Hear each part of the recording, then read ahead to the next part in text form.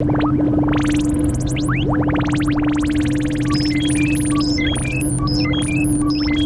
nombre es Mar Flores, soy fisioterapeuta y me dedico a dolor crónico, dolor complejo, tanto en clínica con los pacientes como en investigación aquí en la Universidad de Málaga.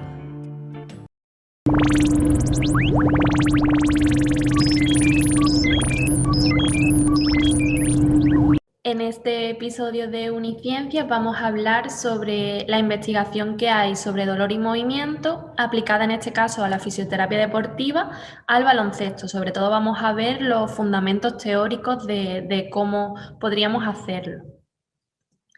Este va a ser el guión que vamos a seguir. Vamos a hablar del papel que tiene el sistema nervioso, tanto en el dolor como en el movimiento y todo el resto de cosas implicadas, las lesiones y la neuroplasticidad, que somos mucho más que la parte física, entonces darle la importancia al software y por último a la influencia del entorno, porque nos estamos moviendo en un entorno bastante concreto y que tiene unas características determinadas sobre las que tendremos que hablar también.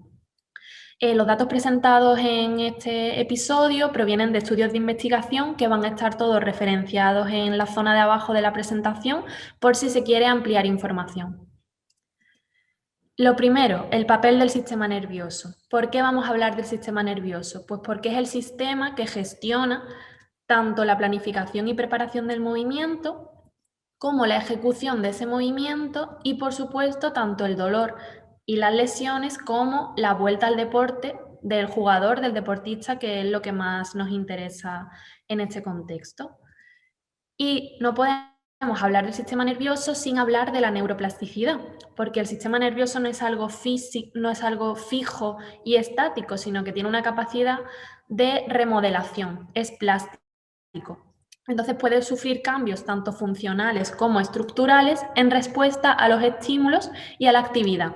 Eso significa que el sistema está constantemente reorganizándose y que lo podemos modificar. ¿Qué pasa? Que cuando hay una lesión también se producen estos cambios.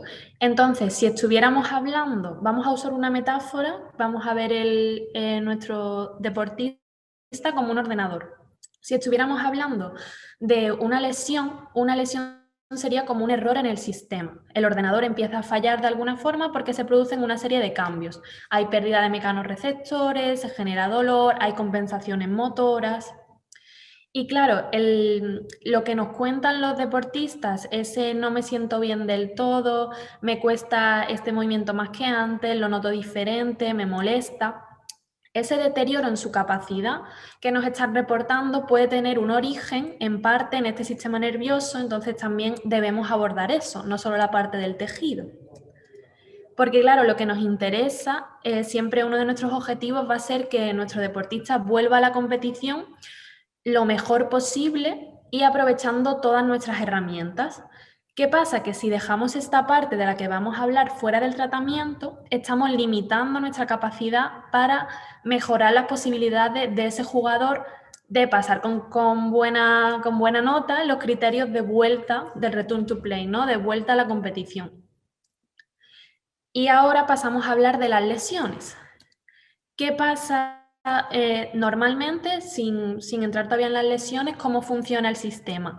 Pues si estamos hablando de la rodilla, por ejemplo, toda la información somatosensorial de la rodilla recogida por todos estos receptores que vemos aquí, pues tanto las terminaciones nerviosas libres a nivel de sensibilidad, los corpúsculos de Ruffini, Pacini, Merkel, Meissner, los receptores capsulares, los usos neuromusculares, el órgano tendinoso de Golgi, todo esto se crea una información somatosensorial de rodilla que a través del sistema nervioso, tanto periférico como podría ser el nervio tibial, el nervio ciático, como a través del sistema nervioso central hacia arriba, pues la médula, el tronco del encéfalo, se integra toda esa información con el resto de información proveniente del resto de sentidos, tanto del visual como del auditivo, del equilibrio, de otras partes del cuerpo. Entonces se crea una imagen en 360 grados de cómo está la situación de esa persona en contexto.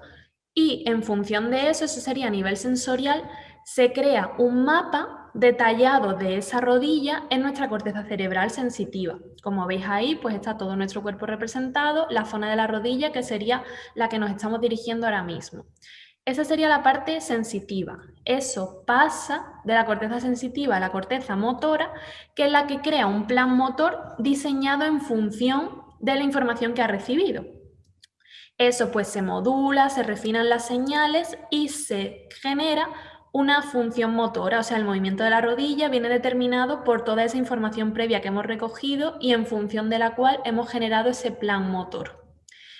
¿Qué pasa? Que el aprendizaje que necesitamos para readquirir esas capacidades, porque hemos dicho que cuando hay una lesión se producen cambios neuroplásticos y esto cambia, si no lo incorporamos lo suficiente en la rehabilitación, da lugar a mayor tasa de relesión, que es una de las cosas que queremos evitar desde siempre, ¿no? Entonces, cuando hay una lesión y no integramos este aprendizaje gracias a la neuroplasticidad, tenemos más probabilidades de relesión, mientras que si lo incorporamos, pues podemos intentar reducir la parte modificable de la tasa de relesión.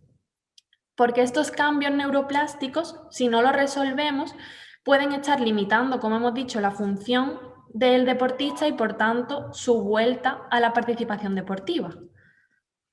Claro, cuando hay una lesión que pasa en este funcionamiento, por una parte, las señales tanto biomecánicas como sensoriales de la rodilla se alteran o son disminuidas o están ausentes. Entonces, como esa información somatosensorial no está llegando bien al sistema nervioso central, ese mapa cortical en nuestra corteza cerebral cambia y la representación de nuestro cuerpo se modifica. Entonces, el plan motor, como se crea en base a eso, ese plan motor va a ser menos preciso y eso va a llevar a compensaciones motoras luego en el movimiento de nuestra rodilla, pero no solo en la rodilla lesionada, sino también en la contralateral.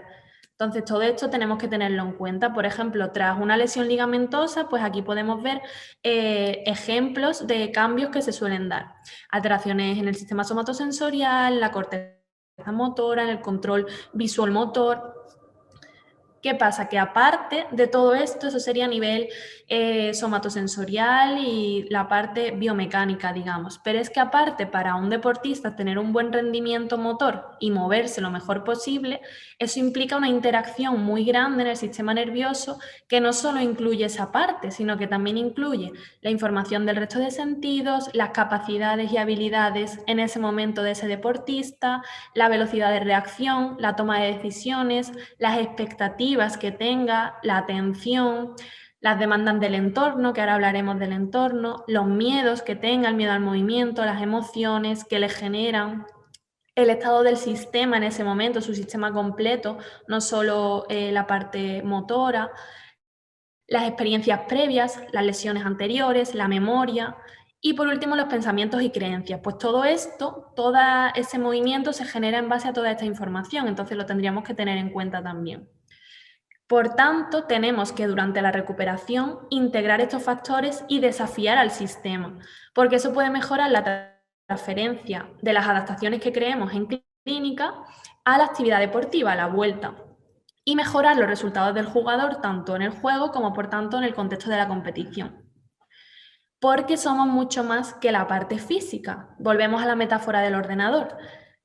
La parte física serían pues las estructuras, ¿no? Pero es que un ordenador es mucho más que una estructura, porque también está el software, que serían los programas, el funcionamiento de ese ordenador. Pues la evidencia apoya que el entrenamiento neuromuscular para la prevención y rehabilitación está muy bien, o sea que si el perfil biomecánico está implicado en la lesión, habría que restaurar ese perfil, la fuerza muscular, que son componentes básicos del proceso de rehabilitación. O sea, pero no estamos dirigiendo solo a la parte física, a las estructuras.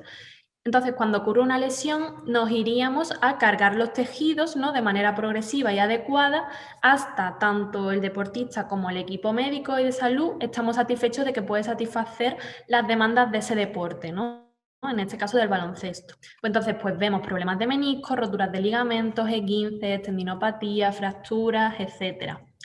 Y lo difícil es encontrar el equilibrio entre dejar volver al jugador pronto para evitar la lesión o retrasar el regreso al juego, porque también estamos pensando que dejamos al equipo con menos jugadores disponibles.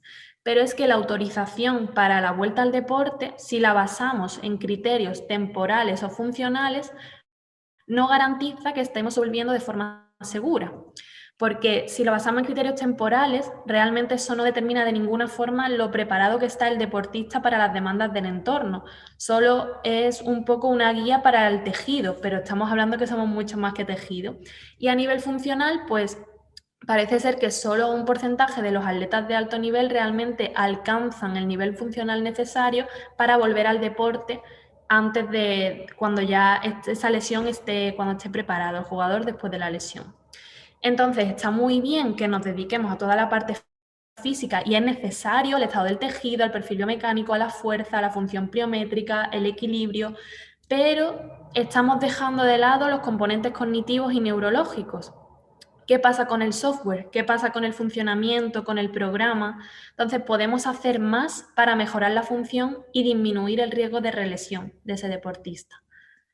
Claro, el software en este caso estaríamos hablando del estado de esas representaciones corticales que hemos hablado a nivel cerebral, que relacionan el cuerpo, el movimiento, la propiocepción con todo el espacio peripersonal. Ahí entra el entorno, no solo el deportista, sino en qué contexto está jugando esa persona.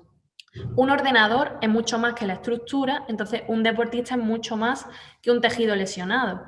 Tenemos que darle al software, a la parte de funcionamiento, realmente la importancia que tiene.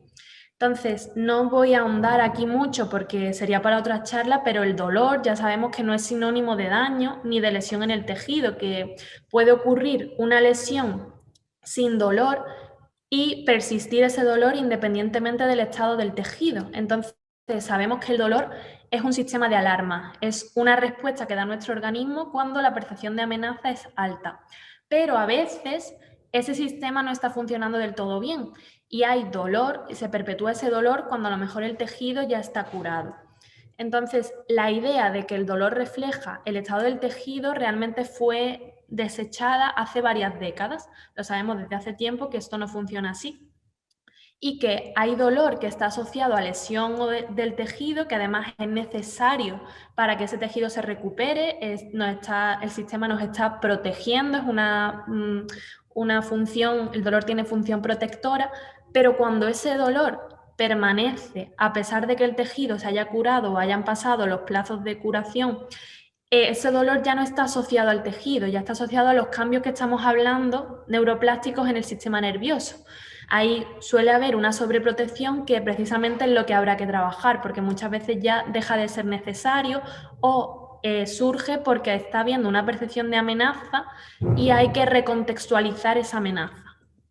Entonces, estos cambios pueden no afectar de forma clínicamente significativa la propiocepción. Tú ves que el deportista está jugando más o menos bien o a nivel prelesión, pero sí que conducen a alteraciones tanto en la preparación como en la reacción de los movimientos. Entonces, podemos ver cambios susceptibles de mayor lentitud, de cambios en la velocidad, cambios en la capacidad de reacción, pero no son clínicamente significativos, no es algo que tú puedas decir tiene un 20% menos de propiocepción en los test funcionales, por ejemplo. Entonces, y aquí hay que, aparte, matizar el entorno, porque claro, jugamos en un entorno con incertidumbre, con falta de control, falta de seguridad, falta de información y muchísimos estímulos que no van a depender de nosotros y que no vamos a poder controlar, sobre todo en una competición. Entonces, mantener el control en un entorno deportivo desafiante, con jugadores que van de otros equipos, con tus propios compañeros, agrava tanto la incertidumbre como la complejidad neurocognitiva que el sistema debe gestionar y, claro, los cálculos que tiene que hacer. Entonces, le sumamos ahí esa dificultad. ¿Qué pasa? Que como hemos hablado de la neuroplasticidad, la buena noticia es que el sistema está reorganizándose constantemente. Entonces, todos estos cambios, igual que se han producido a raíz de la lesión, se pueden no revertir a lo mejor, pero sí modificar y crear otros cambios que sí nos van a ser adaptativos y nos van a servir para que el jugador pueda volver a nivel prelesión o incluso seguir mejorando. Claro, esto sirve también para el tema del dolor. Hemos dicho que muchas veces este sistema protector está sobreprotegiendo. Entonces también esa neuroplasticidad permite que, igual que el sistema ha aprendido a sobreproteger, podemos enseñarlo a dejar de sobreproteger gracias a la neuroplasticidad. Ajustar este sistema después de una lesión o después de un periodo de inactividad pues implica restablecer la capacidad de ese sistema de actuar no solo en un entorno normal, sino también en un entorno sensoriomotor en constante cambio. Tenemos que enseñar al sistema a volver a actuar, pero no solo él, sino en relación con el espacio peripersonal, con el resto de compañeros, con el contexto de competición, y eso implica integrar todas las representaciones que hemos hablado, no solo a nivel biomecánico, sino a nivel de creencias, de emociones, de miedos, y para capacitar a ese jugador para que tome decisiones rápidamente y lo más adaptada al contexto que se pueda. Entonces, si seguimos con la metáfora del ordenador, igual que hemos dicho que una lesión sería un error en el sistema, lo que vamos a hacer va a ser instalar actualizaciones para que ese sistema pueda seguir funcionando. Esto es lo que vamos a intentar conseguir mediante el tratamiento. Se puede conseguir de muchas formas.